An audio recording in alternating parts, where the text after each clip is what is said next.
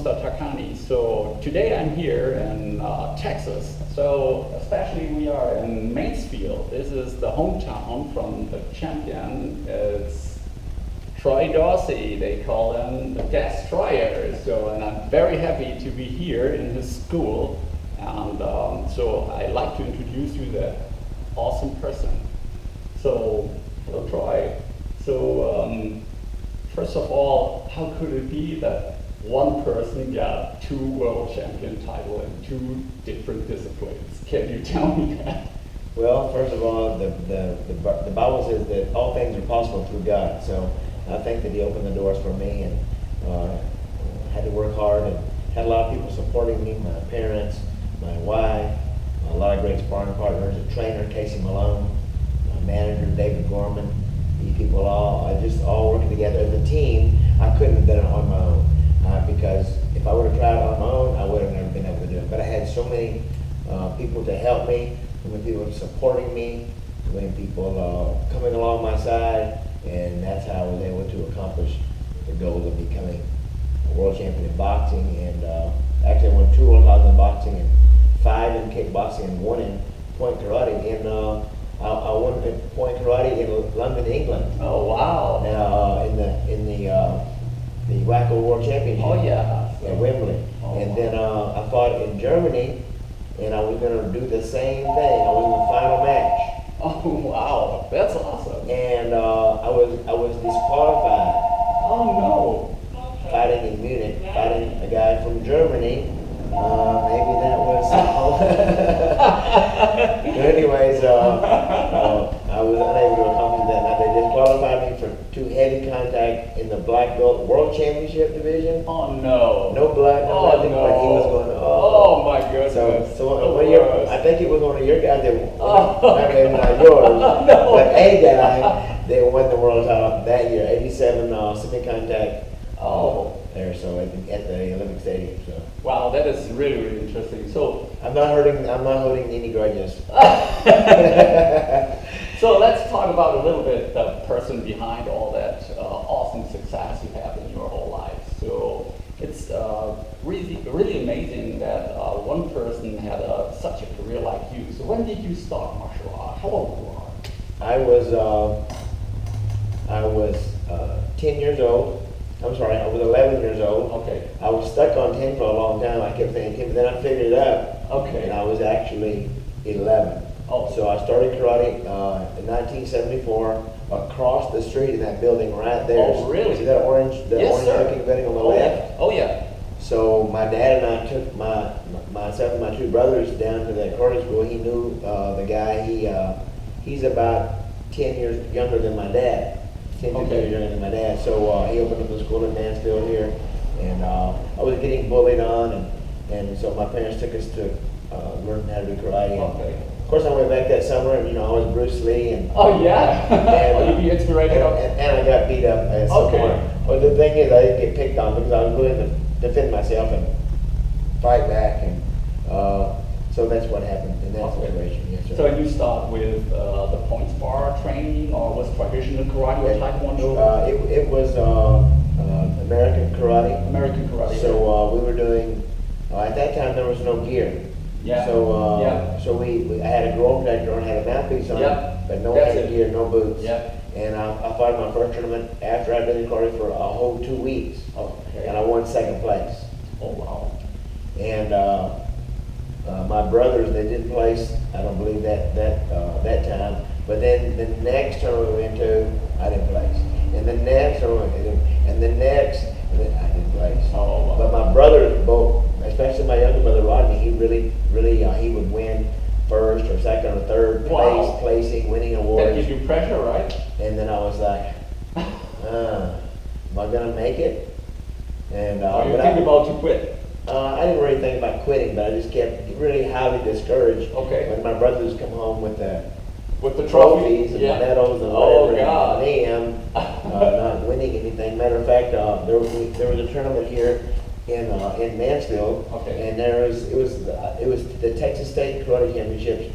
I believe it was promoted by Mr. Pat Burson, and one of my brothers he won 3rd place, and my other brother won second place. And my dad was getting some pictures of my brother, one brother, then the other brother took a picture. And he said, "Okay, Troy, now you go over there, get your picture taken." I didn't have a trophy. No, I said no. And he pushed me. Go. And there's a picture in the magazine, the martial arts digest. By Mike Anderson's magazine, and so that picture's in that magazine. So when you see that look on my face, I was a little misty-eyed, tear.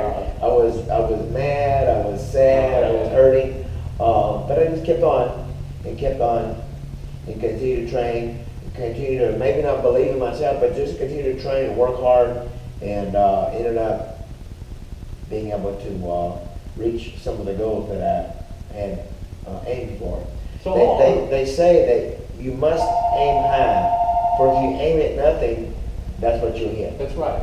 That's right. So what was your age where somebody realized that awesome talent you had? So which time was that? I don't exactly know. Maybe sometime along when I was 18, 19. I graduated high school, and after you trained more than 10 years in martial art? No, sir. So 81, or 74, I started karate. I graduated high school 81. In December 81, I fought a big kickboxing match. Okay. Master Roy Kerbin promoted that kickboxing match. It was Master Roy Kerbin and Jay Trombley. They promoted that match, and I fought a guy named Craig Fawcett from New Mexico. And there's Steve Johnson, those guys that come from, Dave Johnson, comes from New Mexico. He was on that team. And he was a world-rated fighter. And that was my first pro kickboxing match, and I stopped him in the third round. So then I thought, well, maybe I can do this. I want to be a world champion. I want to be a world champion. I'm going to keep on training, keep on trying to get better, and do the best that I can do, just like my parents always taught me. So what was the major motivation for you in your life to be a professional? I mean, so many people are good in karate or in kickboxing, but they don't do the next step. I mean, the step to be a professional, to fill your whole life with that. So what was the key for that? I really haven't really thought about that until recently. I'm writing a book, and the book should be out in maybe 2 months, 3 months. It's called 12 Rounds with Troy Dorsey. It's a storyline of my about me and where I was born, and a little bit of my parents, and when I started martial arts training.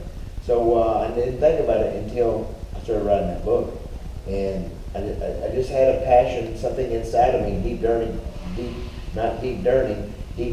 inside of me to want to become the best, to become a world champion. It just was a great desire that I had, and like I said, I had all the right people at the right time, and then I was very discouraged the first time I fought for a kickboxing match, and it was the second kickboxing world title that I fought for. I fought Felipe Garcia in Denver, Colorado. That's where he's from, and he had been a long time champion, 5, 6, 7 years, and I lost that fight. And I was discouraged, but I figured out alongside my trainer that it wasn't that I couldn't beat him. It's just the way that I trained. We just modified some things. So because I had just helped Steve Cruz win the world title in boxing in Las Vegas, so I felt like Steve Cruz won the world title in June of '86. Well, in August of '86, August 8th, I went to Denver, Colorado to fight the Felipe Garcia for the title. And I was doing great in boxing, but I wasn't utilizing my kickboxing. I wasn't, kick 8 times and then box. But kickboxing and boxing are two totally equal, two totally different sports. Yeah, that's right. You can't just be a good boxer and be a good kickboxer. Be a good kickboxer and be a good boxer. Yeah, exactly. So this is the question I have also. The range and all the range. Yeah, exactly. It's totally different. And I mean, the main speed and all the timing, the tackling, everything is different. And this is awesome to me that you can be so successful in both worlds. So when you realized that you'd be such a good boxing talent, and I know that you win the world title in kickboxing before. So was that a hard decision for you to step to boxing and to cut your intentions in kickboxing? Well, it wasn't hard to stop kicking, no, but it was very difficult because you had to, the range is different, the distance is different, and then it's just a different type of kickboxers. Most of them aren't very good with their hands, so you have to become really good with your hands and be able to slip. And I didn't slip too often, but there's a lot of that, a lot of defense that is required that's not required in a kickboxing. Just like kickboxing is very difficult. It's a very difficult sport to kick. If you can kick about 6 times harder than you can punch. So getting kicked by those kicks and blocking those kicks and countering those kicks, I mean, it's a different sport. So there's football, and then there's it's totally different. Yeah, You're right. So if you look back right now from today, would you like to say that was helpful to be a martial artist? I mean, a traditional martial artist, and start with point spar, go into kickboxing, and then go to boxing? Was that helpful for you? I don't know if that was really helpful for my boxing. I don't really think that it was. I think it gave me a good base. It gave me, my parents are the ones who developed the character that I have, and because of my dad, he worked so hard. He was a hard worker. He was sick, and he had what they call Meniere's disease. So what would happen is when he was a young little boy, my dad was December 25th, the same day of Jesus' birthday, either his birthday. Anyways, when he was young child, he had earaches. His mom couldn't take him to the doctor, or didn't take him to the doctor. So he developed this something later on in life when he was in his 30s, that he would just start. We were on a trip one time, I remember, and he would start staggering around, and start throwing up, and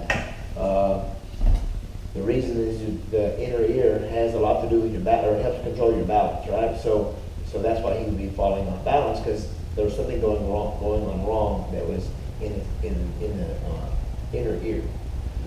So they had to have his inner ear removed. So my dad owned this gas station downtown Mansfield. We would run up to Croydon. I remember those days with a lot of thankfulness that my mom and dad putting us in karate. And then we would run back, race down back to after class. But my dad ended up having to file bankruptcy because of Meniere's disease. He would have to go home, go to bed, and then back then people didn't operate with cards, credit cards or debit cards. They operated cash mainly in the 70s. So while he was at home sick, his employees would take money, stick the money in their pockets. And so anyway, my dad ended up filing bankruptcy. He ended up getting another job, and it all worked out good. And then he retired about 13 years ago from the National Guard, 25 years service in the Army National Guard. So I want to take this minute to thank my dad and the millions of other soldiers that have served our country in the Marines, the Army, the Navy, the missing one, the Navy, the Army, the Marines, and there's one more, I believe. Anyways, we couldn't live like we live in America if it wasn't for the men and women of our country committing their lives, and some of them losing their lives, and many of them losing their lives, to live like they live. We couldn't live like we live. That's right. So thank God for those men and women serving the soldiers for our country. Right. So, Troy, if you remember your martial art career, so what is the worst moment in your career? Would you say, I don't want to have that no more? Did you have situations that I do not want to do martial arts anymore? Yeah. No, I haven't had that. When I lost the world title to Felipe Garcia in Denver, Colorado, I was really that hurt deep down inside me, just a loss like that, because I just knew that I could win, but that just kind of goes to show you what I know, and I know there are other people that they think they got it, and then they got it, and then they lose. Did you think you'd be stronger from that point? Oh yeah, I think I think that it made me stronger. So we can take a loss two ways. We can be better, or we can be bitter. So there's oftentimes, of course, I'm not always the better guy. I don't always take the better road. Yeah. There's oftentimes that I have been bitter. That's good. And but at this particular time, I just sat back and I came back and I rethought my plan. My kickboxing trainer, Casey, and I, mainly with him, said, okay, we got a kick. So in the next time I fought Felipe Garcia was actually 1 year to the day when I fought him. I fought him August 8, 1987 in El Paso, Texas. Hillary Sandoval and Ishmael Robles were my managers and the promoters of that fight, and they helped me become the world champion. I beat Felipe Garcia, averaging 20 plus kicks a round. Wow. So it's called kick boxing. That's right. That's yeah, that's right. That's what it was. So, yes. So I know that you be a Christian person, and so what kind of way is your way to put Jesus Christ in your life, in your martial art training, in your day training, in your teaching, and maybe in your whole life way? Yes, sir. Well, I think that God put the seeds of greatness inside of each one of them, just like you. You've done some great things. You've come over here to visit America with Mr. Garza, and he's been over there with you, and y'all have the schools, and you're helping improve people's lives. Mr. Garza told me over you have 40 plus students. That's right, sir. 40 years old and plus. That's great that you're working with the people that think they're over the hill. But you're reminding them, you're letting them know, hey, no, you're not over the hill. You're never over the hill until you're 6 feet under, really. That's right. So we don't want to give up. That's We right. always want to try to be who God called us to be, and take care of our body. The Bible says that this is the temple of the Holy Spirit, so we shouldn't be putting junk in it, which I have, of course. And even worse than alcohol, I used to be involved in doing some drugs and alcohol, and so I gave all that up in 1998. And I rededicated my life to the Lord in 98. So no drinking, no drugs, and no, I'm not better than anybody else because I don't drink or don't do drugs. I just chose the path that I chose. So I think that we should just live our lives just like someone is always watching, because you know what? He is always watching. And he's not, I don't think God is standing up in heaven with his hands on him saying, what are you doing, Troy? Quit doing it. I don't think he's doing that. I think he's saying something like, oh, Troy, please don't do that. Oh, Troy, hold on, I'm so proud of you, Troy. Or, I'm disappointed. But he's not a God who is going to stand with his hands on his hips like us humans do and point the finger at us. So he's the encourager of encouragers. He is the King of Kings and Lord of Lords. So I just want to encourage you, if you're watching this, to do your best, whether it be the martial arts training, volleyball, cheerleading, kickboxing, tennis, baseball, whatever it is. God gave you something that you can do really good, and it's something that you will enjoy. And maybe it's not sports, maybe it's music, maybe it's acting, maybe it's different ways. It could be. It's all He puts. Right. All of us are not made the same. Thank God for that. That we're not all the same. This would be a very boring world if we were all the same. So He made us all different, and just seek out to see what your calling is in this life, to be a follower of Him. And if you're not a follower of Him, I want to encourage you to. There's a book, and it's called. It's written by Lee Strobel.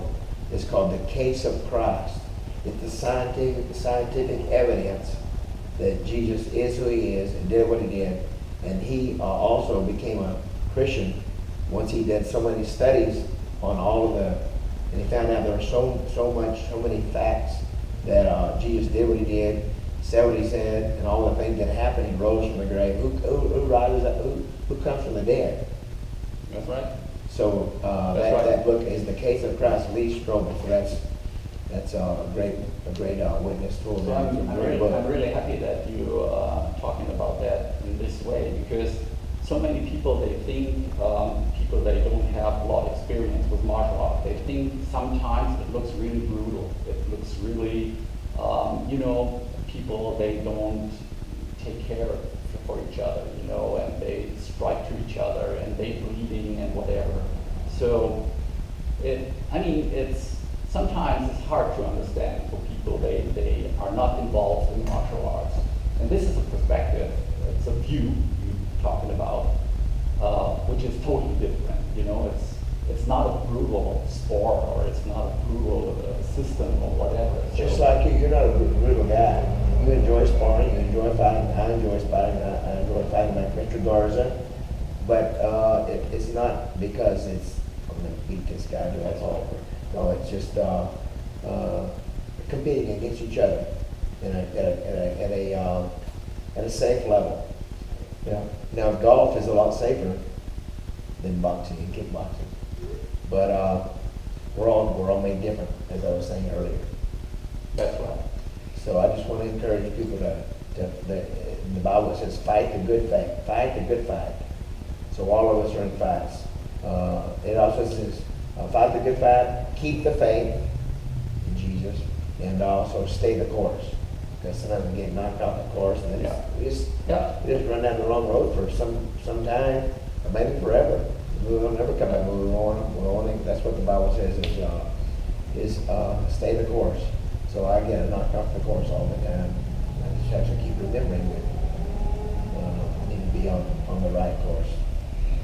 What do you think about people, they are interested in martial art, but they cross the border to be 40 or 45 years or older. So many people, they say, well, you have to start very early, you have to be 6 years old or whatever. So what do you think about people, they're getting older and they want to start martial art? Well, that's a great misunderstanding that people think that they have to start early to begin martial arts, because martial arts training is good for the young, it's good for the teenagers, it's good for the 20, 30 years, even good for the elderly people. My eldest student was 91. Oh, wow. He passed away last year, but he started fighting when he was 58. Oh, wow. And I lived in Mansfield when I opened my school in East Dallas. We're about an hour from there. And sometimes I would get involved in traffic. I would be traffic here and there, so I'd ask him to start the class. It was the day class that started at noon. And after maybe 6 months, after he'd been trained for maybe 6 months, I asked him if he could open the school up, and then when I get there, then I'll start the class at 12:30. What happened is I gave him the key, and it was as if I told him, come to the Croy School every day at 10:30. Sweep the mat. Don't mop it yet. Sweep first. He did it. Then mop. Then clean the mirrors. Oh my goodness. Then wash the window. Oh my then sweep off the front door. Then vacuum the carpet. Then clean the toilets. Then put the toilet paper in. Because that's what he did. Oh no. From sometime late in the late 82 all the way to 1999 to open up this school. And then when they opened up this school, I sold it to one of my students. And that guy continues to run that school into this day. But Mr. Jericho passed away last year. So for about 2 months, he told me, Mr. Dorsey, I don't think that I can do this. Because he's thinking, just like you might be thinking, or just like I thought at times, I don't know if I can do this. You can. You can.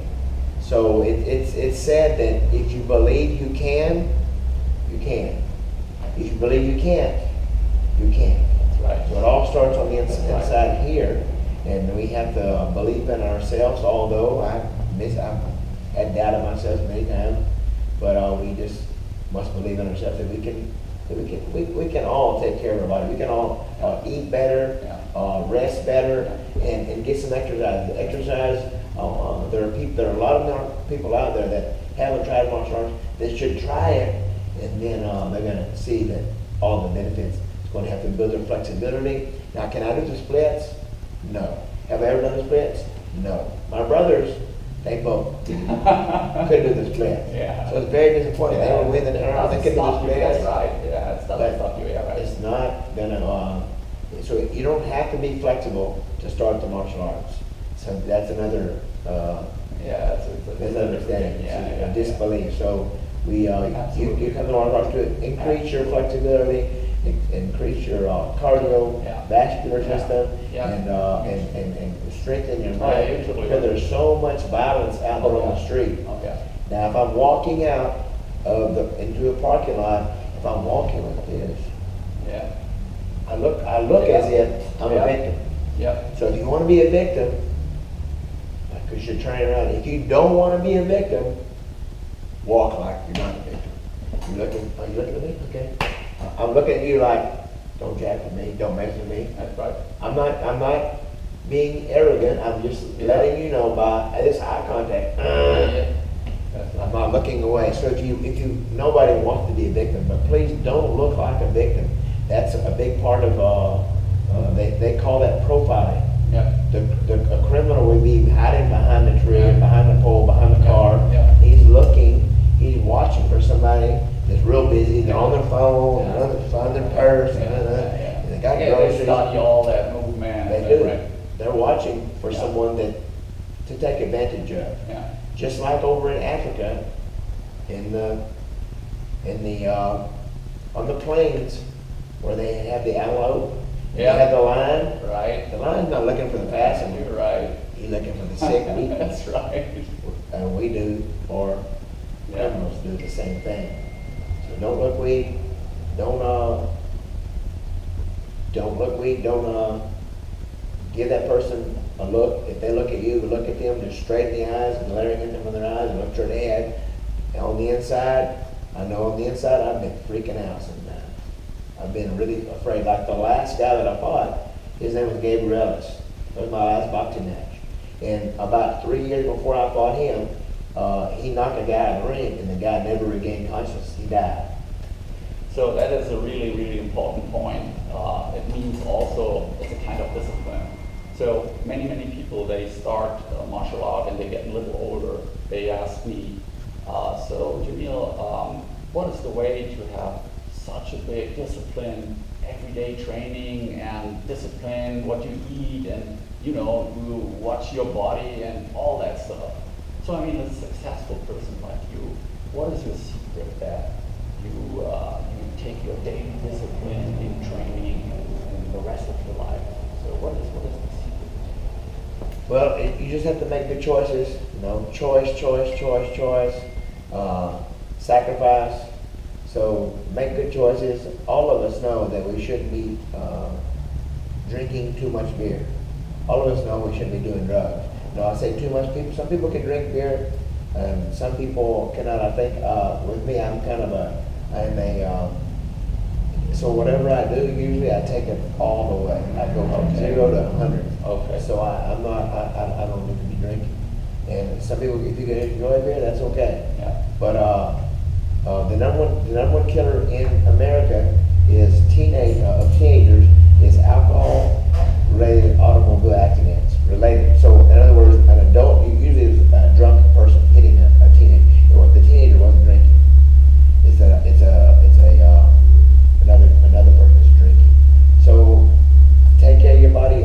Like I said, we know what not to eat. We don't eat chocolate pie for breakfast, chocolate pie for lunch, and cherry pie for dinner. Yeah, it's not the breakfast for the champions, right? No, it's not. It's not. So eat a balanced diet, vegetables, lots of water. Drink lots of water. We are 80% water, and but for some reason we think that we can get what we need out of Dr. Pepper or Coke or carbonated drink. But I rarely drink those. And again, I'm not saying I'm a super guy because I'm not. I had a kidney stone about 1.5 years ago, and it was terrible. Oh, it was terrible. The pain of the kidney stone, they compared it to a lady having a baby. And I had a lady here had a baby. She told me she had a kidney stone too. The kidney stone was worse than having the baby. Really? So, and everybody's different pain levels though. So some ladies have a baby without any medicine, and they have it at their house and everything's fine. My wife, she had C-section with the first, and the other one was a very hard delivery. But the kids are okay. But if my wife would have been born 100 years later, she probably would be dead because they didn't do C-section 100 years ago. So we have to take care of our bodies. We drink lots of water. I would recommend any smoking, and also rest is so important. Rest is so important. A good 7-8 hours of sleep, or 9 hours of sleep is really important. The doctor that told me that the good number is 8, but the doctor that told me, well, where does he get that figure from? Is that something he heard, or has he studied on it, or is he? Although he's a specialist at what he does, so I truly believe that he knows what he's talking about. But I might need more than 8, or I might need less than 8. But really, 8 feels good for me. So get good rest, drink lots of water, and eat nutritional food. Try to eat baked, or broiled, or steamed vegetables, or baked or broiled meat. Chicken, fish, or turkey is best. Beef can be so hard on the body, and even eat less meat than what we're eating. This country here in America, we eat so much meat. I don't know. This is going to show there in Europe, and also y'all drink a little bit of wine usually. And that's that's supposed to be good. Like I think it's 3 ounces of wine per day, or 4 or 5 ounces of wine per day. Hopefully they can. The Europeans can control their wine better than the Americans. That's right. Drinking 3, 4, 5 sometimes. So for me, it's really interesting to hear. So at that point, you win the world champion title in kickboxing, and you win the title in boxing. So does it change you? I don't think so. I think it can if you let it, because again, I can be Superman. I'm super champion. I've won 8 world titles. Bow down to me, but no, I don't. That's You be the same person we should inside, be, and just be humble, and the Bible says every good gift comes from above. Everything we got that's good came from the Lord. So I think we should be humble. And I know there are times when I have been arrogant, but I try to be a humble guy. But it can be a battle, the inside. All of us have this inside how we want to show off. Have you seen my muscles lately? Have you seen my world championship belts? Hey, did you know that I'm world champion artist? Hey, and look at my. Those are things that we can do. All of us are.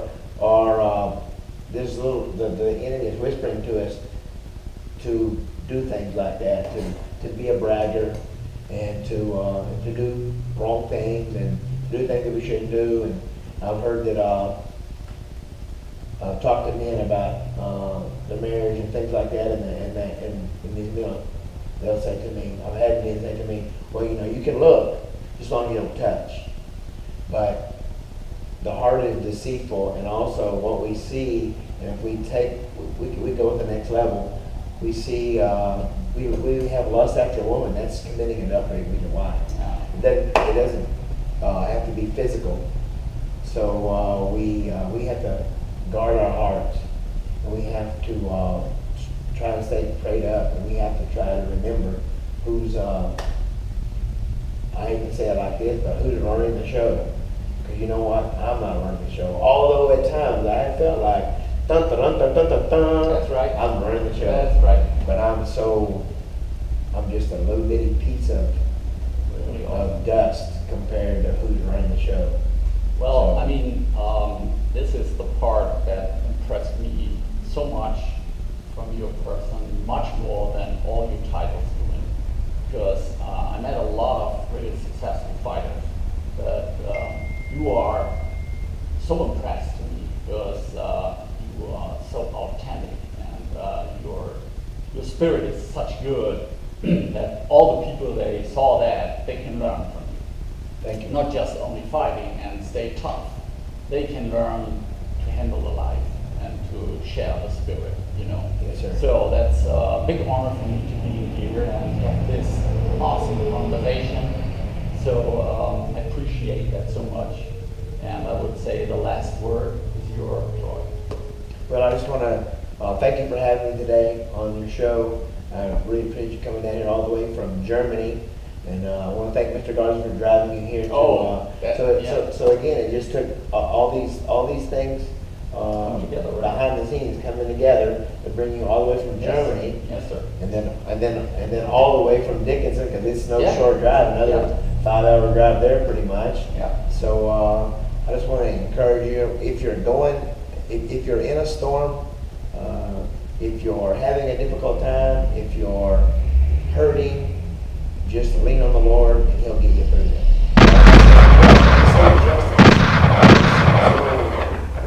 It kind of takes away from it, I think, when you just say just. But really, just means do it. Yeah. And I know I find myself at times finding teaching karate. Is that really what I want to do? Or is that really what I should do? Or could I do something else? Of course I can do something else. But I feel like God has a calling on my life to be able to be a teacher in the martial arts and teaching people how to kick and punch, and teaching people how to fight so they don't have to fight. So we discourage fighting. When I say fighting, I'm not talking about the sport, I'm talking about on the street. They're only supposed to defend themselves if they're in big trouble, of course. And we have a big problem, I'm not sure about it here, about children getting abducted. And it's so sad. Oh, yeah. So we try to arm these children to know what they should be doing, what they should do if they're approached by a stranger. By biting them, by poking them in the eyes, by stomping their foot, by doing whatever they got to do to get away. And also just live your life to the fullest. The enemy is always whispering to me, as I said earlier, you can't and you won't. But I'm telling you, you will and you can. Because that's what he said. It's not what I said. I'm just a messenger giving you what the Lord has told me, what his word says. He says you can do all things. Which to me, we can say, we all know what can means. And then, but will you do it? So am I going to do it my way? Am I going to do it God's way? And I'm going to tell you, I've tried it my way, but my way didn't work. The only way that I know to do it is God's way. I want to encourage you to read the Bible, try and read it daily, pray. He gave us one mouth and 2 ears. Can you imagine if it would have been the other way around? Let's see, the great Almighty God, He knew what He should give us. He gave us 2 ears and 1 mouth because He wants us to listen more than He wants us to what I call jibber jabber. Yeah, that's right. Yeah. So do that and work hard. Hard work beats talent every day.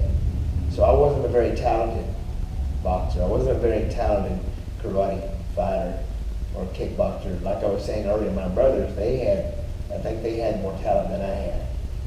And I'm not doing anything but encouraging them, or not encouraging, but talking good about them because I wanted to win like they were winning, and I wanted to do what they were doing. But I wasn't able to do that. I kept working, and the hard work paid off. Because talent will take you a long ways, but hard work will always bring you farther, and you appreciate it more when you work hard. So you're going through a rough time now, keep pushing, and work yourself through it. Well,